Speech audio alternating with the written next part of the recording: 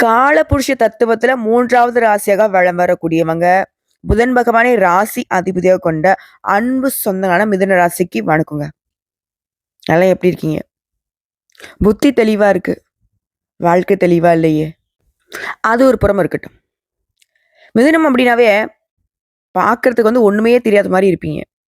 ஆனா உங்களுடைய காரியங்கள ஈஸியா செஞ்சு முடிக்கக்கூடிய அளவுக்கு ஆற்றல் படைத்தவங்க. அதே போல பயம் அறியாதவங்க. மத்தவங்கலாம் முடியாதுன்னு ஒதுங்கக்கூடிய விஷயத்த தான் இவங்க வம்படியா செய்வாங்க. வெற்றியும் அடைவாங்க. இது மட்டும் இல்லைங்க. எந்த நேரமா இருந்தாலும் சரி, எல்லாருக்குமே உதவி செய்யக்கூடிய இயல்பு கொண்டவங்க.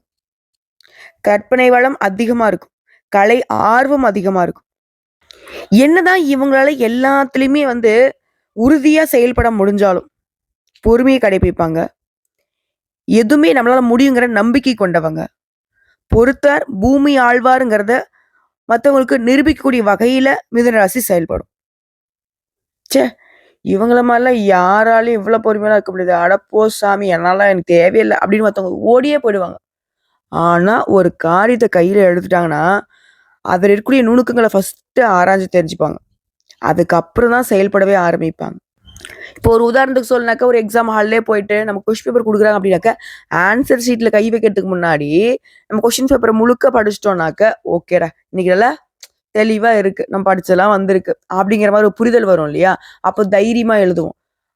இதுவே படிக்காம எடுத்த உடனே ஃபர்ஸ்ட் கொஸ்டின் தெரியுமா? எழுதலாம். அப்படின்னு சொல்லிட்டு பார்த்துட்டே வந்தோம்னா, கடைசியில தெரிஞ்ச கொஸ்டின்ஸ் கூட நம்ம எழுதாம வரதுக்கு வாய்ப்பு இருக்கு. ஏன்னா நமக்கு டைம் மேனேஜ்மென்ட் வராம போயிடும். அது மட்டும் இல்லாம பதட்டப்பட்டுருவோம், பயப்படுருவோம். இப்படி நெறைய விஷயங்கள் இருக்கு. முழுசா ஒரு கிளான்ஸ் பார்த்துட்டு எழுதுறோம் பார்த்தீங்களா? அந்த மாதிரி தான். மிதுனம் பொறுமைய ஃபர்ஸ்ட் கையாளும். ஒரு விஷயத்த எடுத்துக்கிறதுக்கு முன்னாடி அதுல என்ன இருக்கு? செய்ய முடியுமா? முடியாதா? முடியாது அப்படின்ற பட்சத்துல நம்ம என்ன பண்ணா அத முடிச்சுக்க முடியும்? இப்படிதான். புத்திய பயன்படுத்துறவங்களுடைய செயல்பாடு எப்பவுமே தரமா இருக்கும். மிதுனத்த பொறுத்தவரைக்கும் யார் என்ன சொன்னாலும் சரி, என்னுடைய செய்கை அப்படிங்கிறது ரொம்ப தரமா செஞ்சு முடிச்சுருவாங்க. மிதுனத்த யாராலயும் எடை போட முடியாதுங்க. யாரையும் கொண்டு இவங்களுக்கு நிகரா வைக்கவும் முடியாது. இப்படிப்பட்ட குணாதிசயங்கள் கொண்டிருந்தாலும், மிதுனம் இப்பவும் கஷ்டப்படுறதுக்கான காரணம் கேட்டீங்கன்னா, முன்னாடி சொன்னேன் பார்த்தீங்களா? எந்த சூழ்நிலை இருந்தாலும், எந்த நேரமாக இருந்தாலும் எல்லாருக்கும் உதவி செய்வதனாலேயே மிதுனம் இதுவரைக்கும் தோத்துக்கிட்டு இருக்கு. இது இல்லன்னு மறுக்க முடியுமா? இப்படி வாழும் மிதுன ராசிக்கு தலைப்ப பார்த்திருப்பீங்க. 500 ஆண்டுகளுக்கு பிறகு வீடு தேடி வரக்கூடிய நபரால நவபஞ்ச யோகம் மிதுன ராசிக்கு உங்களுடன் கைகோர்க்கும் அந்த நபரால நீங்க யோகமான வாழ்க்கையை வாழ போறீங்க. இந்த நவபஞ்ச யோகம் மிதுன ராசிக்கு எந்த மாதிரியான பலன்களை கொடுக்க போகுது? வாழ்க்கை ஆல்ரெடி பார்த்தீங்கன்னாக்கா அடி பாதாளத்துக்கு போயிட்டு இருக்கு. ஏதாவது மாற்றம் இருக்குமா? முன்னேற்றம் இருக்குமா? எந்த தருணத்திலையும் யாருக்கும் சிறிதளவும் நாங்க துரோகம் செஞ்சதில்ல. சிறிதளவும் அவங்க கெட்டு போகணும்னு யோசிச்சதே இல்ல. தெய்வத்துக்கிட்டயே வழிபாடு வைத்தாலும் முழு மனதோட எல்லாரும் நல்லா இருக்கணும், எல்லாருக்கும் எல்லாம் கிடைக்கணும் தானே வேண்டோம். ஏன் நாங்க மட்டும் இப்போ வரைக்குமே கஷ்டப்பட்டுட்டு இருக்கோம்? நல்லது செஞ்சா நல்லது சேரும் தானே சொல்லுவாங்க. நாங்க நல்லதை மட்டும் தானே செஞ்சுட்டு இருக்கோம். கண்ணுக்கு தெரிஞ்ச ஒரு ஈ எறும்பு கூட நான் துரோகம் நினைச்சதில்ல.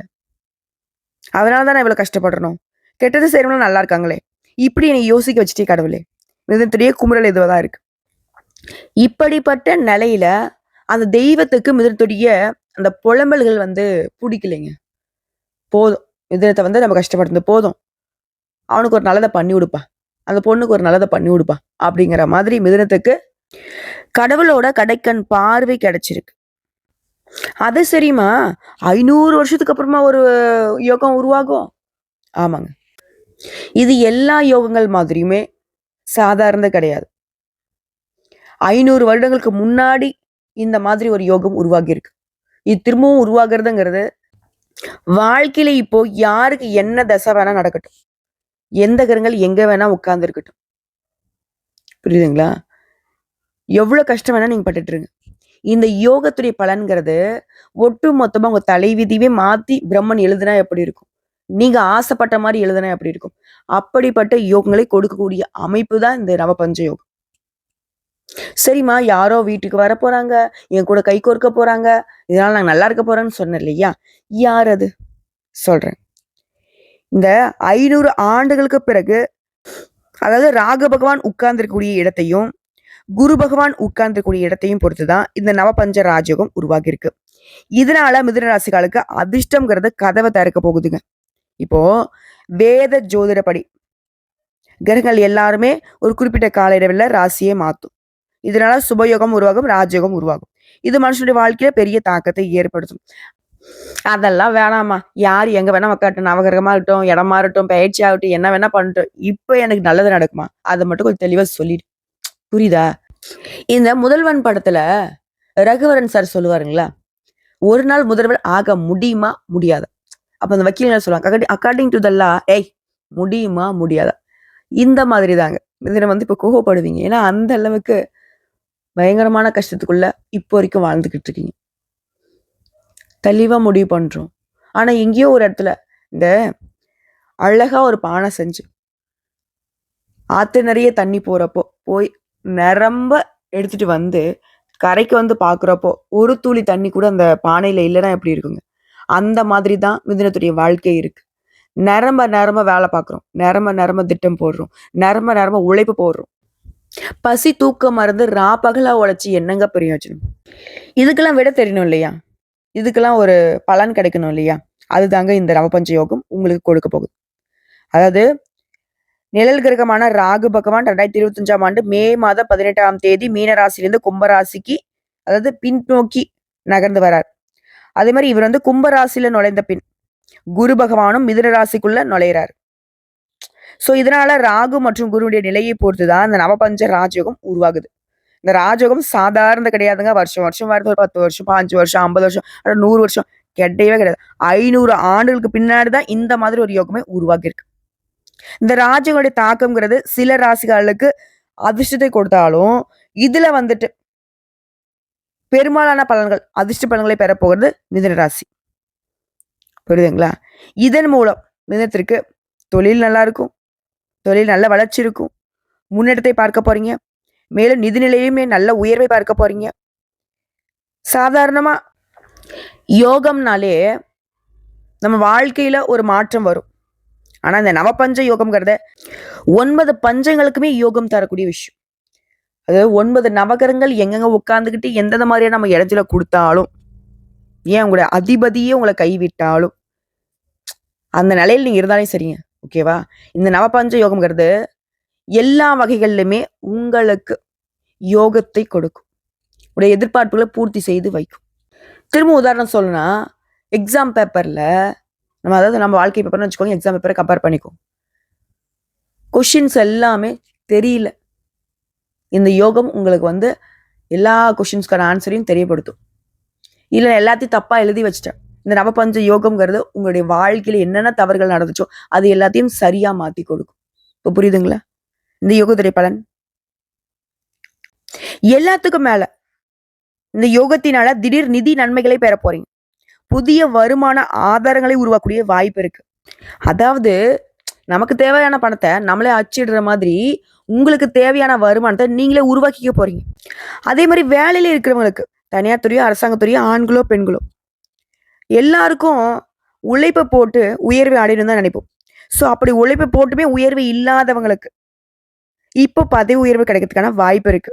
வாய்ப்புல கண்டிப்பா கிடைக்கும், முயற்சி பண்ணுங்க. அதுவே குடும்ப உறுப்பினர்களுக்கிடையே உங்களுக்கான உறவுங்கிறது வலுவா இருக்க போகுது. வீட்டினுடைய சூழ்நிலைங்கிறது உங்களுக்கு மகிழ்ச்சியை ஏற்படுத்தும். எல்லாத்துக்கும் மேல குடும்பத்துடைய நிதி நிலைமை சிறப்பா இருக்கும். சில வந்து புதுசா சொத்து வாங்குவீங்க, வண்டி வாகனம் வாங்குவீங்க, வசதிகள் பெருகுது, யோக நிலைக்கு உங்க வாழ்க்கை நிலை மாறுது. இதே சொந்தமா தொழில் செய்யறோம், வியாபாரம் பார்க்குறோம், ஆண்களும் சரி பெண்களும் சரி, வியாபாரத்துல திடீர் லாபம் கிடைக்கும். அதே மாதிரி அரசு தொடர்பான வேலைகள்ல வெற்றி கிடைக்கும். சமுதாயத்துல கௌரவம் அதிகமாகும். குறிப்பா நமக்கெல்லாம் வாழ்க்கையில அதிர்ஷ்டம்னு ஒண்ணு எழுதவே இல்லை போல அப்படி யோசிச்சு உங்களுக்கு அந்த தூங்கி கொண்டிருந்த அதிர்ஷ்டம் உங்களுக்கு இப்ப பிரகாசிக்க போகுது. ஏன்னா ராகு உங்களுக்கு வந்து இப்போ குரு பகவானை பொறுத்த வரைக்கும் யாருங்க? நல்லது பண்ணக்கூடியவர், நல்லது மட்டுமே செய்ய தெரிஞ்சவர். அவரு கூட இந்த ராகு வந்து சேர்றப்போ நான் முன்னாடியே நிறைய பதிவுகள் சொல்லியிருக்கேன். ராகுக்கு எது யாருனாக்கா தனியா குணம் கிடையாது. இவங்க யார் கூட கை கோர்க்குறாங்களோ அவங்களுடைய குணாதிசயங்களுக்கு தகுந்த மாதிரி இவங்க செயல்படுவாங்க. இப்போ குரு பகவானை பொறுத்த வரைக்கும் உங்களுக்கு வந்து ஒரு 1000 ரூபாய் கொடுக்குறாருன்னு வச்சுக்கோங்களேன். இவர் என்ன பண்ண பக்கத்துல ஒரு 0 சேர்த்துறாரு. இல்ல குரு பகவான் ஒரு 10,000 கொடுக்குற நினைச்சாருன்னு வச்சுக்கோங்களேன், இவர் இன்னும் ஒரு 0 சேர்த்துறாரு. அப்போ குரு பகவானே அளந்து கொடுத்தாலும் ராகு பகவான் உங்களுக்கு அள்ளி கொடுக்க போறார். குரு பகவான் கொடுக்க நினைச்சா இந்த ராகு பகவான் கொட்டி கொடுப்பார். புரியுதுங்களா? எந்த அளவுக்கு இந்த ராகு பகவான் குரு பகவானுடைய சேர்க்கைங்கிறது உங்களுக்கு யோகம்ங்கிறது. இதனால மாணவர்களை பொறுத்த வரைக்கும் தேர்வுகள்ல நல்ல மதிப்பெண்களை பெற்று வெற்றி பெறுவீங்க. எல்லா வகையிலுமே சரிங்க. நிதி நிலைமை ரொம்ப நல்லா இருக்கு. ஓகேங்களா? நீங்க இப்போ இந்த காலகட்டத்துல விஐபிகளாக வளம் வருவீங்க. ரொம்ப பிரபலமாகுவீங்க. சமுதாயத்துல மதிப்பு மரியாதை அதிகமாகுது. உங்களை வேணான்னு ஒதுக்குனவங்க, நீங்களாம் ஒரு ஆளான்னு பேசினவங்க, இப்போ உங்ககிட்ட உதவி கேட்டு நிற்பாங்க. வழிஞ்சு வழிஞ்சு பேசுவாங்க. அதே மாதிரி உங்களுடைய பணம் ஏதாவது வெளியில மாட்டிக்கிட்டு இருக்கு. சிக்கிய பணம் கைக்கு வந்து சேரக்கூடிய அற்புதமான காலகட்டம். அதே மாதிரி வெளிநாட்டு பயணம் மேற்கொள்வதற்கான வாய்ப்புகள் கிடைச்சிருக்கு. வேலைக்கு போறேன், தொழில் செய்ய போறேன், சும்மா போயிட்டு வரலான் இருக்கேன். இப்படி அதே மாதிரி ஆன்மீகத்துல நாட்டம் அதிகமாகுது. மனசுக்கு அமைதியும் மகிழ்ச்சியும் குறைவில்லாம கிடைக்கும்.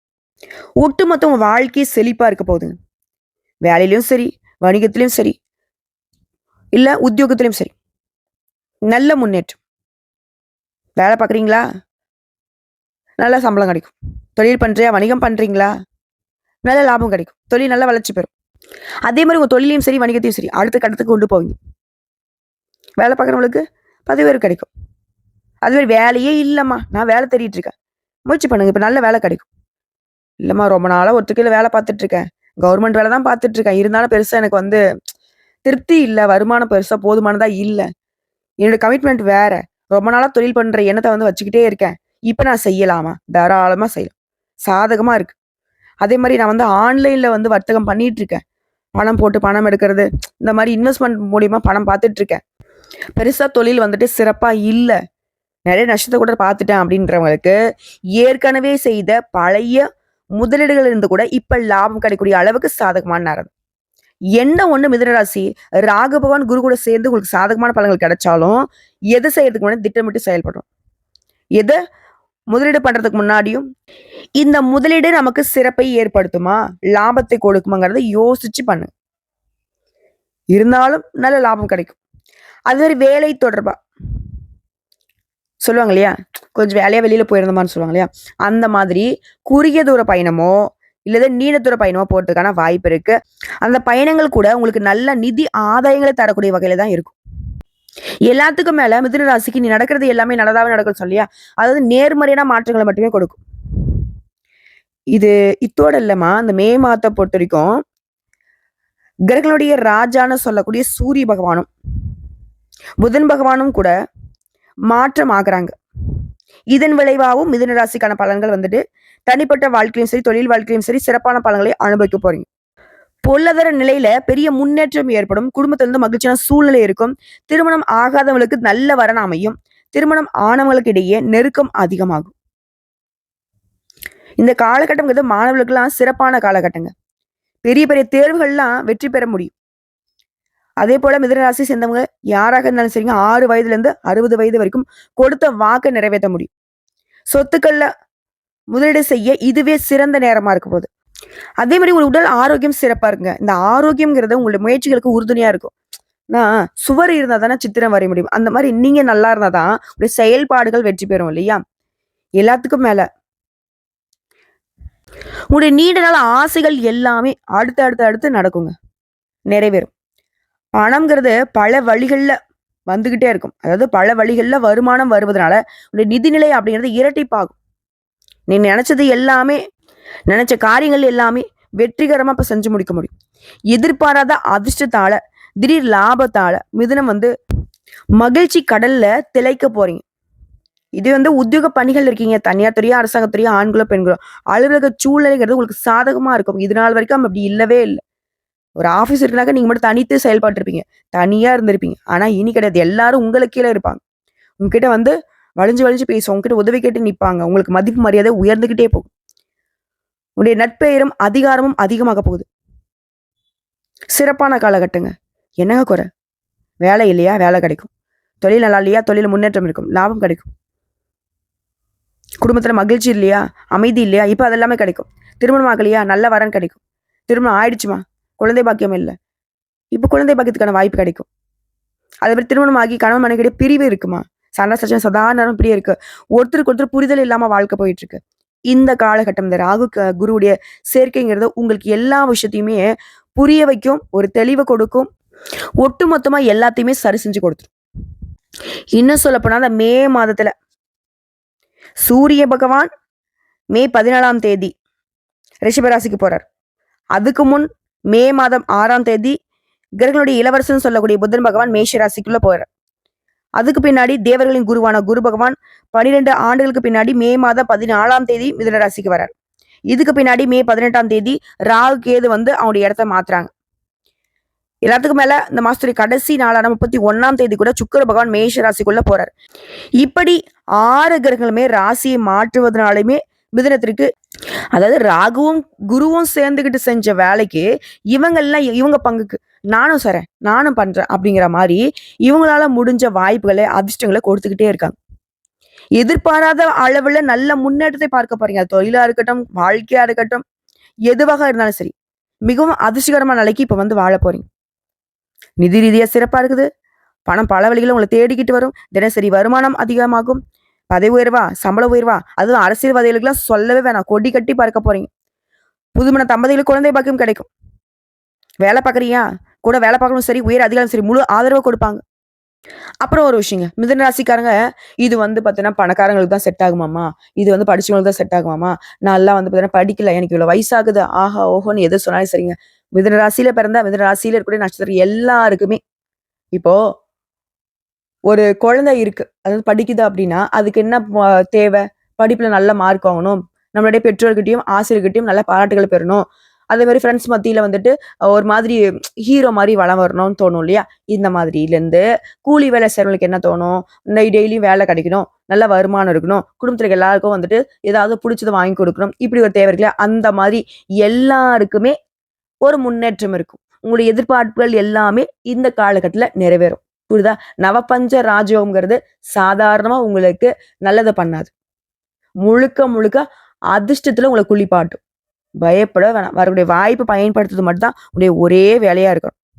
இப்போ இந்த கலியுகத்துல எல்லாருடைய எதிர்பார்ப்பு என்னமா இருக்கு? நம்ம ஓடி ஓடி உழைக்கிறது, வெளிநாட்டுக்கு போறது, அங்க போறது, இங்க போறது, நேரம் காலம் இல்லாம தூங்காம, இப்படி எல்லாத்துக்கும் பின்னாடி என்ன காரணமா இருக்கு? பணம். அந்த பணம்ங்கிறத இந்த ராகு குரு உடைய சேர்க்கைங்கிறது உங்களுக்கு நிறைய வரும். நிறைய சேமிப்பீங்க, நிறைய சுப செலவுகளை பண்ணுவீங்க, கோயிலுக்கு கொடுக்கறது, ஃப்ரெண்ட்ஸுக்கு கொடுக்கறது, சொந்த பந்தங்களுக்கு கொடுக்கறது, வீட்டுல கூட எல்லாருடைய தேவைகளையும் பூர்த்தி பண்றது, இப்படி சுத்தி இருக்கிற எல்லாருமே இந்த பணமழையில நலைய போறாங்க. இப்போ மழை பெஞ்சா மனுஷங்களுக்கு மட்டும் சந்தோஷமா, இல்ல செடி கொடிகளுக்கு மட்டும் சந்தோஷமா? உலகத்துல கூடிய எல்லா ஜீவராசிகளுக்குமே அது ஒரு பயன் கொடுக்கும் இல்லையா? அந்த மாதிரி மிதுன ராசிக்காலுக்கு இந்த நவபஞ்ச ராஜயோகங்கிறது உங்களுக்கு மட்டும் இல்லைங்க, உங்களை சார்ந்தவர்களுக்குமே நல்லதுதான். அப்பா, கேட்கவே ரொம்ப சந்தோஷமா இருக்குமா. இந்த அதிர்ஷ்டம் எனக்கு நிறைய இருக்குனாக்கா ஏதாவது பரிகாரம் தான் சொல்லிடேன், ஏதாவது தெய்வத்தை வணங்கி நான் அதை கெட்டியா பிடிச்சிக்கிறேன்னு யோசிக்கிறீங்களா? முடிஞ்ச வரைக்கும் புதன்கிழமைகள் தோறும் அருகில் இருக்கக்கூடிய பெருமாள் கோயிலுக்கு போயிட்டு வாங்க. அங்க வந்து நல்லெண்ணெய் தீபம் ஏற்றி அந்த பெருமாளுடைய ஆலயத்தை 7 முறை வலம் வந்துட்டீங்கன்னா நீங்க நினைச்சது நடக்கும், உங்களுக்கு கிடைச்சது நிலைக்கும். அதே மலர் பரிகாரம் பார்த்தோம்னாக்கா புதன்கிழமைகள் தோறும் பெருமாளுக்கு துளசி மாலை சாற்றி வழிபாடு செய்யும். உங்களுக்கு அதிர்ஷ்டம் தரக்கூடிய கிழமைகள் பார்த்தாக்கா கிழக்கு, வடக்கு. அதிர்ஷ்டம் தரக்கூடிய நிறம் ஆரஞ்சு, ஊதா, மஞ்சள். இந்த நிறங்களை அதிகமா பயன்படுத்துங்க. அது அதிர்ஷ்டம் தரக்கூடிய எண்கள்னு பார்த்தோம்னாக்கா 1, 3, 5, 9. 2வது பரிகாரம் மற்றும் வழிபாடு. குருவை வணங்கி வர மனக்கவலைகள் நீங்கும். எதிர்பார்த்த வெற்றியும் கிடைக்கும், எதிர்பாராத வெற்றியும் கிடைக்கும். குடும்பத்துல மகிழ்ச்சி ஏற்படும். குரு வணங்கறதுக்கு வியாழக்கிழமை பயன்படுத்துங்க. வியாழக்கிழமைகள் தோறும் குருவிற்கு விரதம் இருக்கிறதுமே உங்களுக்கு சிறப்பு தான். அதே மாதிரி அந்த நாள்ல மஞ்சள் நிறத்தை அதிகமா பயன்படுத்துங்க. இது எல்லாத்துக்கும் மேல அன்னைக்கு விரதம் இருந்து துறவிகளுக்கு மஞ்சள் கலர்ல உடைகளை வந்து தானம் கொடுங்க. புரியுதுங்களா? எல்லா வகையிலுமே அதிர்ஷ்டம் நிலைக்கும். ஸோ இப்போ வரைக்கும் பார்த்த இந்த பலன்கள் எல்லாமே மிதுன ராசிக்கு அந்த ஒரு நபர்னு சொன்னேன் இல்லையா, குருவோட வந்து கைகோர்க்கும் ராகுவினால மட்டும்தான் நீங்க இப்போ அதிர்ஷ்டத்தை அனுபவிக்க போறீங்க. வாழ்த்துக்கள்ங்க, நல்லதே நடக்கும்.